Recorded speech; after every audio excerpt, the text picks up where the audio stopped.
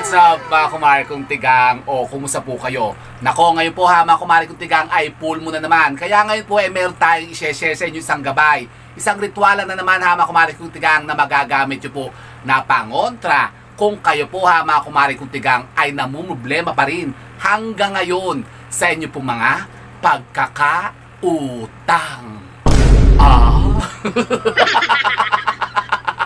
Opo ha mga kumare kong tigang, kaya kung gusto nyo pong malaman kung anong isang napaka-powerful na ritual na magagawa nyo po ngayong full moon ha mga kumare kong tigang, kasi full moon po ngayon, ay panoorin nyo lamang po ang video kong ito. O siya, go mga kumare kong tigang.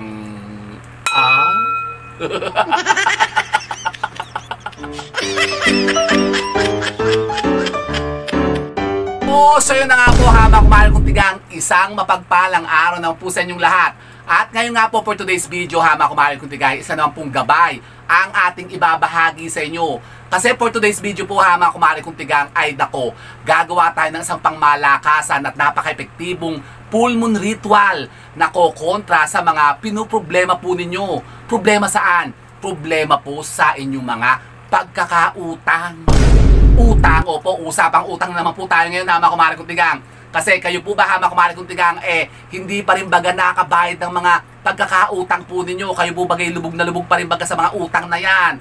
O kung halimbawa kayo naman po ang nagpautang, tapos kayo ba hindi pa rin nakakasingil ng mga pinautang po ninyo? Pues, kung ganyan po ang mga sitwasyon nyo po ha mga kumare kong tigang, ay eto. Kayo po'y magbabahagi tayo ng isang malakas na full moon ritual na pwede po nating maging pangontra sa mga pagkakautang na yan para tayo makasingil na o makabayad na ng mga utang natin. Ako, utang na loob. Iwasan nyo na kasi yan. Tigilan nyo na kasi ang mga pag-utang-utang na yan para kayo makaahon na. Leche. Nako po. Magkano ba ha mga kumare kong tigang ang mga pagkakautang po ninyo? Paki-comment down nyo dyan ha mga kumare kong tigang sa ating comment box yung mga amount kung magkano po ang mga pagkakautang po ninyo at kung kanino kayo nangutang. Bawa sa mga lending, sa mga 5-6, sa mga home credits o sa mga loans, sa mga bumbay, naku, sa mga card. Kaya kayo po ha mga kumare kong tigang utang ng utang. Tapos kayo po hindi na makabayad, hindi na makahulog sa card, sa mga maniningil. Nako, negative po yan ha mga kumare kong tigang. Pues, kung kayo nga po namumroblema sa mga ganyan mga pagkakautang, ito, isang napakalakas na pangontrang ritual ang ating ibibida at ipeplexo sa inyo. Kasi ngayon gagawa po tayo ng full moon ritual kontra utang. O kaya wag na po tayo magpatumpik-tumpik pa ha mga kumare kong tigang, wala na masyadong chika talakis kasi baka sabihin naman po ng iba dyan na nagdudumali. Diretsahin ko na daw agad, wala na masyadong chika. Kaya nagmamadali ka lagi baga. Nako. Hindi ba kaintay? Nagdudumali lagi para kayo hindi mapatae. Leche. So ito na mga kumare kong tigang. Tayo nga po yung gagawa ngayon ng isang napakalakas na ritual na pangontra sa mga utang na yan. Ito po ay full moon ritual kontra utang ha mga kumare kong tigang. At dito po sa particular ritual na gagawin po natin ito ay may kakailanganin po tayong mga kasangkapan. May ihahanda po tayong mga kasangkapan dito ha mga kumare kong tigang na gagamitin natin. So ano-ano ba yung mga yan? Napakasimple lang naman po ha mga kumare kong tigang at madaling-madali nyo po ito makukuha dyan sa inyo pong mga tahanan. Ano ba yan? Number 1 po ha mga kumare kong tigang, kayo po maghahanda lamang po ng isang basong tubig. Isang basong tubig. Opo ha mga kumare kong tigang, yan, lagay natin dito. Tagalin natin itong ating yan, dito ko lalagay ha mga kumare kong tigang. Actual na natin ito gagawin ha mga kumare kong tigang. Habang iniisa-isa po natin yung ating mga kasangkapan, gagawin na rin po natin ang ating ritual mismo. Yan. Ito naman po ha mga kumare kong tigang, ngayon nga natin gagawin ngayon pong full moon. Pero kung mamimiss nyo naman po itong video natin na ito at kung hindi nyo po magagawa ito ngayon full moon ha mga kumare kong tigang, pwede nyo pa rin naman po itong gawin sa susunod po mga full moon o tuwing araw po ng Biyernes ha mga kumare kong tigang. Yan. Tuwing araw ng Biyernes, gawin nyo po ito. Yan. Pwede nyo po itong gawin umaga po. Ng araw 6:30 hanggang 8:30 po ng umaga. O ngayon, full moon po. Pero kung ito po ha mga kumare kong tigang ay gagawin nyo po tuwing full moon, katulad po ngayon, full moon po ngayon ha mga kumare kong tigang, pwede nyo po itong gawin ng gabi, mga around 6:30 hanggang 11:30 po ng hating gabi. Yan. Tapos, kayo po kukuha lamang po ng isang pirasong papel. Papel po ha, mga kumari kong tigang, malinis po. Tapos kayo po kukuha, syempre, pag may papel, may panulat. Tayo po gagamit po dito ng panulat na kulay berde. So, kulay green po na ballpen na kukunin natin. Yan, bakit hindi itim? Basta, syempre, pera kasi ang atakin natin dito eh. Utang kontra utang, pera, syempre, kulay green. Mas effective po ang kulay green ha, mga kumari kong tigang, panghikayat ng pera. Yan. So, anong ilalagay natin dito sa papel? Isusulat po natin dito ha, mga kumari kong tigang, yung pangalan po ninyo. Halimbawa, kayo po may utang. Tapos, magkano ba yung mga pagkakautang po ninyo? Halimbawa, yan, katulad ko, Rico Mori. Susulat ko dito yung pangalan ko, Rico Mori. Tapos, yung pagkakautang ko. Eh, wala naman akong utang ha, mga kumari kong tigang. May utang ba ako? Parang wala naman akong naalalang utang. Aside from this sa mga utang sa mga Meralco, ganyan, PLDT, eh yan naman, hindi naman nawawala talaga. Yung buwan-buwan naman talaga, meron talagang utang. Tsaka parang wala naman talagang taong walang utang eh.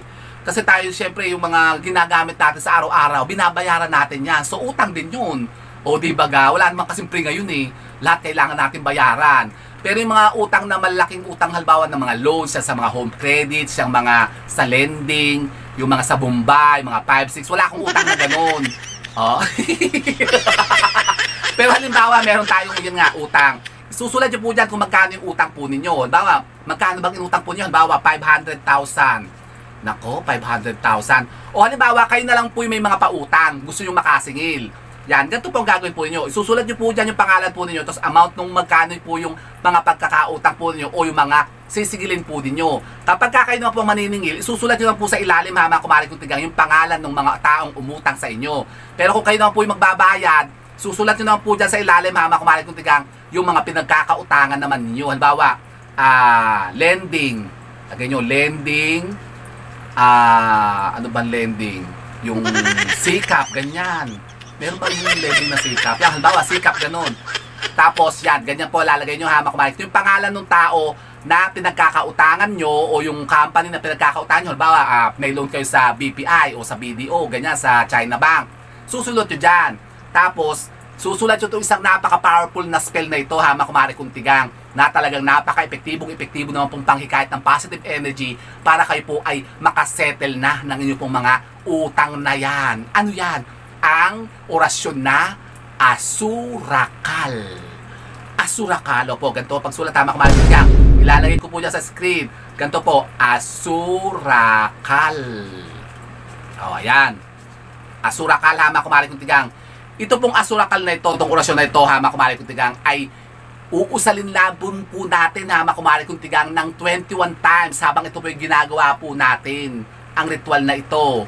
Yan. O, so ito na po siya ha, mga kumari kong tigang, yung ating papel na sinulatan ng ating papel. Ito po yung ating petisyon ha, mga kumari kong tigang. Susulat po natin dyan yung ating pangalan, yung ating amount kung magkano yung pagkakautang, tapos yung pangalan ng mga inutangan natin, o yung pangalan ng taong sisigilin po natin kasama po ng ating orasyon na asurakal.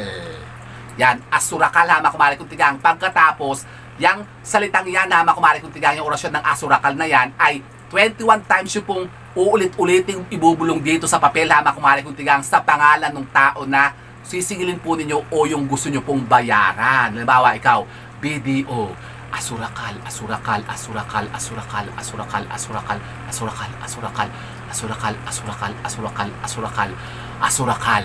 Yun, 21 times ha, mga kumari kong tigang, babaligitin nyo yung salitang yan, asurakal. Tapos, magpipetisyon kayo na mababayaran na kita ngayon na. Ganon, sasabihin yung ganon ha, mga kumari kong tigang. Kumbaga parang iwi-wish nyo o ibubulong nyo dito sa ritual natin na ito na mababayaran nyo na yung mga pagkakautang nyo yan. Pagkatapos, anong gagawin natin dito? Ito, titiklopin lamang po natin ng 3 beses papalayo sa atin. So, ganyan. 1, 2, 3. Bakit papalayo? Para yung mga utang na yan, mawala na. Bawa kayo po yung magbabayad ng utang para kayo po, makapag-settle na ng mga utang po ninyo. Pagkatapos, anong gagawin natin dito? Ito po ha, mga kumari kong tigang, ay ilulublog po natin dito sa isang basong tubig na hinanda po natin. So, ilalagay po natin ganyan dyan ha, mga kumari kong tigang. Ibaba nyo lang ganyan. O, lulubog yan, kusa. O.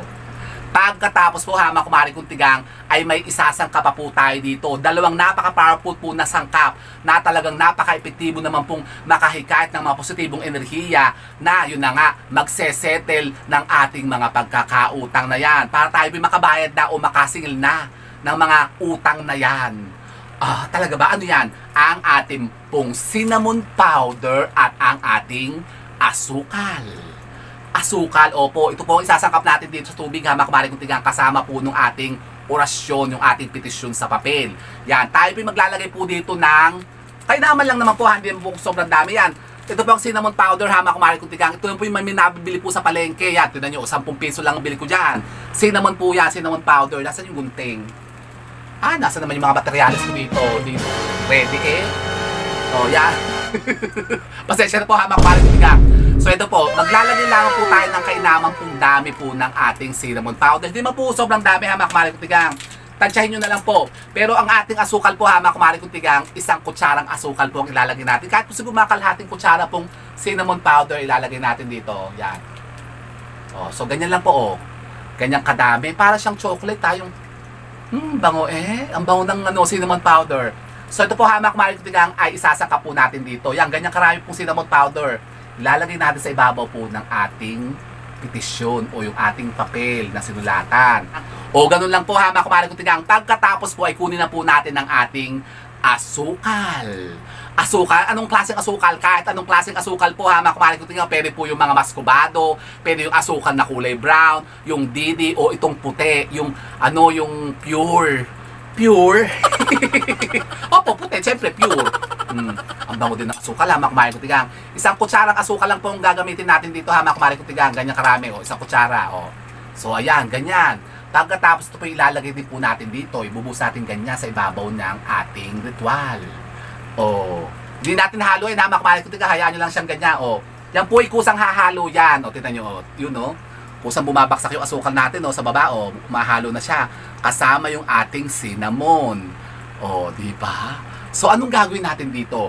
Ito po ha, mga kumari kong tigang, ay bubulungan pa natin ng panghuli natin na pangmalakasan na kahilingan o yung petisyon natin.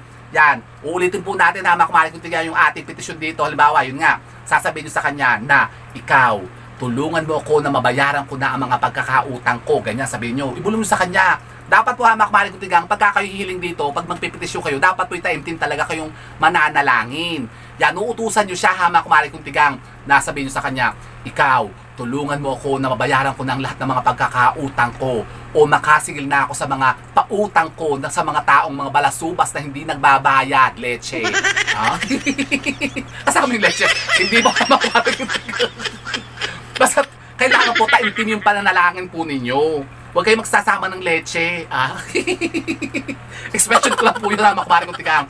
Basta't kailangan po talagang, kumbaga yung energy nyo po, ipagaganahin nyo dito. Ganun po ha, mga kumari kong tigang, hilingin nyo yan. Kumbaga, i-claim nyo na mababayaran ko ng mga pagkakautang ko sa lending, sa Bombay, sa home credit, lahat na ng mga pagkakautang ko na hindi ko na binabayaran, na pinagtataguan ko na. Naku naman!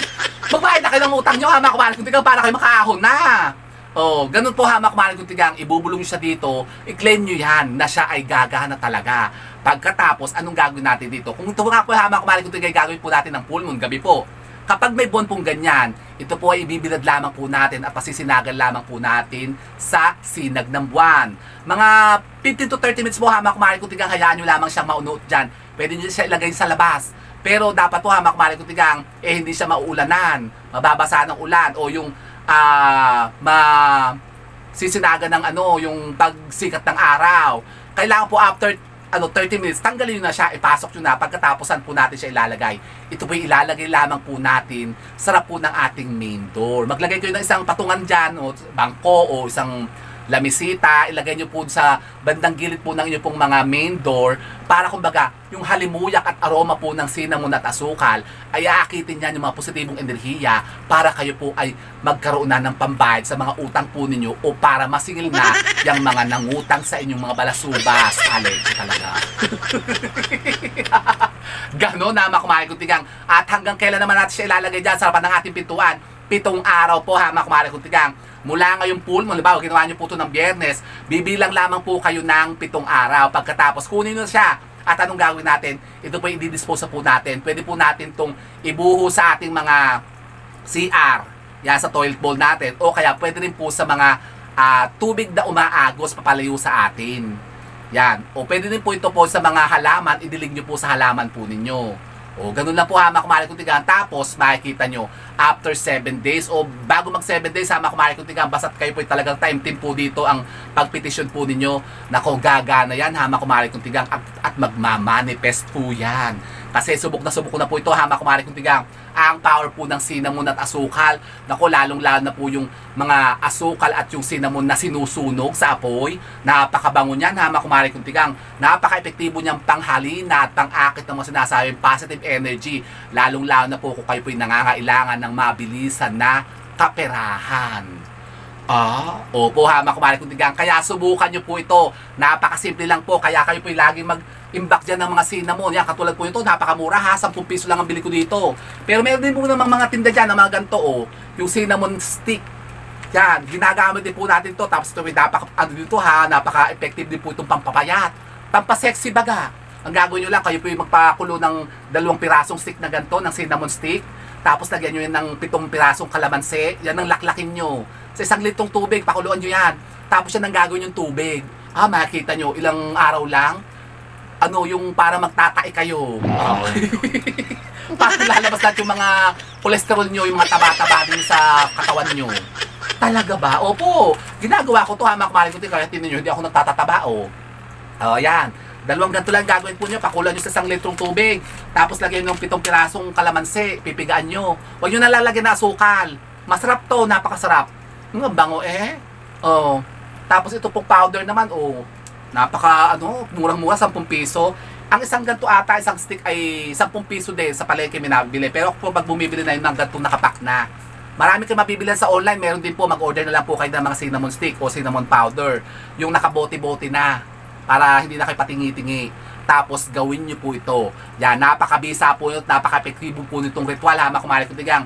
Ritual na ginagamitan po ng mga cinnamon. Naku, napaka-powerful po niyan na makahikayat ng mga kaswetihan. Yan, at pangunta din po sa mga sinasabing mga pagkakautang na yan. So, subukan nyo po ito ha, mga kumare kong tigang. Hindi nyo susubukan, subukan nyo para malaman nyo po kung ano po ang magiging epekto nito sa buhay ninyo. Gusto nyo yun? Kung gusto ko yan ha, mga kumare kong tigang. So, yun po ha, mga kumare kong tigang. Sana po may napuldan na kayo mga bagong idea at kaalaman sa pagkontra sa mga sinasabing mga utang na yan. Utang na loob. Tigilan nyo ng pag-utang ha. 2025 na. Baka kayo utang pa rin ng utang. Aleche. So with that mga kumare kong tigang, keep safe and God bless. Thank you for watching. And don't forget to subscribe my channel. I know you like it. And don't forget to brush your teeth. Bye mga kumare kong tigang. Gawin nyo to. Nako, mawawala ang mga pagkakautang nyo.